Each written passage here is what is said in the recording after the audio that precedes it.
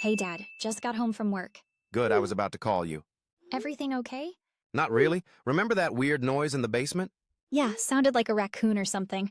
Well, I went down to check and it was gone, but the door was open. Open? Are you sure you locked it? Positive. I lock it every night. Maybe the wind blew it open? No windows down there and the door is heavy. Okay, that's creepy. Did you look around? I grabbed a flashlight but saw nothing except some scratches on the floor. Scratches, like from an animal? Hard to tell, they looked too big for a raccoon. Maybe a stray dog got in? Could be, but the door's on the second floor with no stairs outside.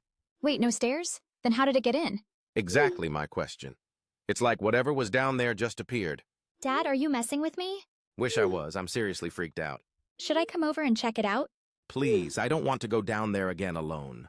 On my way. Bring the baseball bat. Already got it. See you soon.